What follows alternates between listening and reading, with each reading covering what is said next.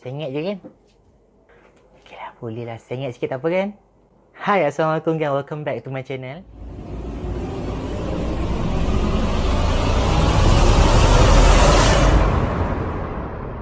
Hai guys, selamat kembali ke dalam channel aku guys. Aku harap korang semua kat rumah sihat. Thank you sebab korang klik video ni. Thank you juga sebab singgah video ni. Pada siapa-siapa yang belum subscribe channel aku, korang boleh tekan button subscribe dekat bawah and hit notification bell button kalau korang suka video aku, okay? Dan tak lupa juga pada siapa-siapa yang dah subscribe, thank you very much. Aku appreciate sangat-sangat korang punya support. So, video kali ni aku nak sharekan dekat korang sebuah topik yang best, yang hangat diperkatakan daripada dulu hinggalah sekarang. Topik ni best sebab ia berdasarkan kisah benar yang berlaku pada tahun 1912 pada satu ketika dulu. Kalau tak silap akulah. Topik ini sudah pun ditayangkan dan difilmkan. Topik ini sudah pun difilmkan dan ditayangkan di serata dunia. Topik yang aku nak sharekan ni, tak lain tak bukan, ialah filem Titanic. Filem Titanic ini ditayangkan pada 18 Disember. Filem Titanic ini mula ditayangkan di Malaysia pada 18 Disember 1997. So, aku nak tanya dekat sini, pada siapa-siapa yang baru lahir atau belum lahir pun masa filem ini ditayangkan, korang boleh komen kat bawah. Korang tahu tak kewujudan filem ni dan pernah tak korang tengok filem Titanic ni? So, dekat sini aku nak kongsikan fakta-fakta atau rekaan yang ada di dalam filem ini supaya korang boleh nampak bagaimana filem-filem ini mempengaruhi kita dengan fakta-fakta sejarah sebenar, dengan create sebuah filem yang best, yang seronok untuk kita tonton dan diingati sehinggalah sekarang. Tipulah kalau korang tak ingat filem Titanic ni kan? Tanpa buang masa lagi, kita teruskan ke fakta kita yang ke-10. Kalau korang ingat, ada satu scene dekat dalam filem ni, ada pasukan penyelamat patah balik untuk menyelamatkan mangsa-mangsa yang selamat pada ketika itu. Kalau korang tengok kat sini, diorang mencari mangsa-mangsa tu menggunakan lampu suluh, kan? Diorang semua duk sibuk menyuluh mencari mangsa-mangsa, tapi korang nak tahu tak, itu semua ialah rekaan semata-mata. Sebab apa aku cakap macam tu? Sebab pada era itu, pada tahun itu, lampu suluh belum lagi dicipta. So macam mana diorang boleh menggunakan lampu suluh untuk cari mangsa-mangsa tu?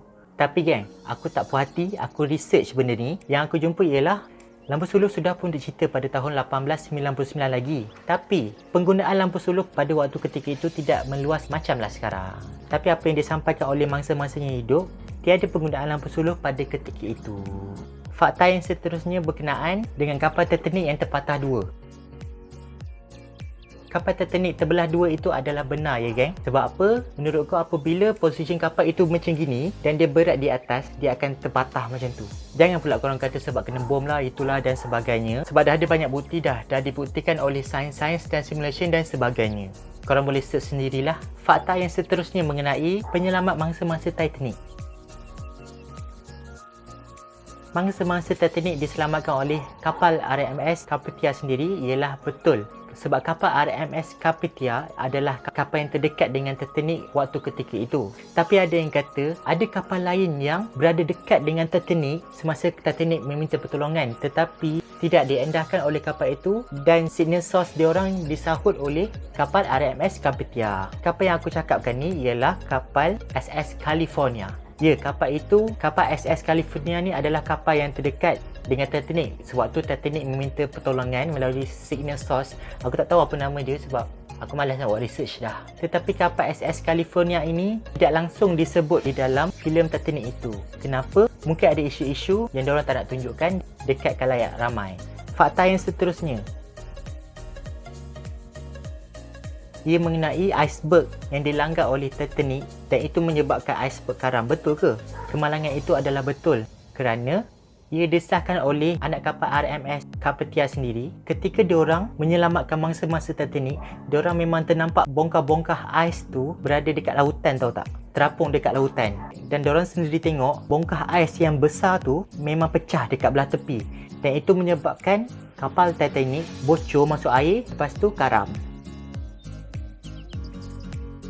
Kapal yang ke-6 ni aku agak sensitif sikit sebab ia mengenai sebuah grup musician ini. Ada sebuah musician susahnya nak sebut dalam Singlish, sebut Melayu lah.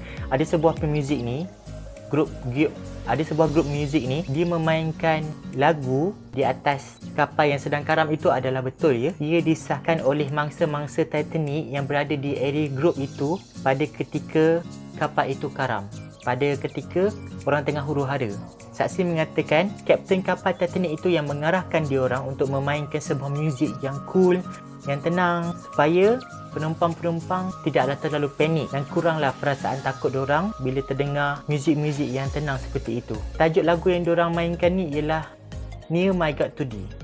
Diorang menjalankan tugas diorang sebagai seorang musician dengan baik sehinggalah hujung nafas diorang. Sehinggalah nafas yang terakhir diorang. Tak boleh dia cerita pasal yang musician ni. Sehinggalah hujung nafas diorang. Diorang mainkan muzik tu sampailah kapal itu karam. Diorang memang grup muzik yang baik lah, yang profesional untuk menghiburkan kita dan menggembirakan kita.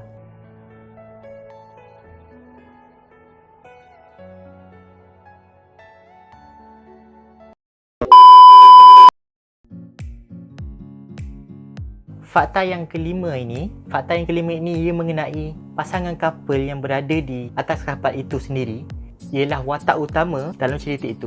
Pasangan ni tak lain tak bukan Jack Dawson dan Rose David Bukata. Betul ke aku sebut? Kalau korang nak tahu, kisah percintaan pasangan ini di atas kapal itu ialah rekaan semata-mata. Ya, Jack Dawson itu tidak wujud pun dekat dalam filem itu.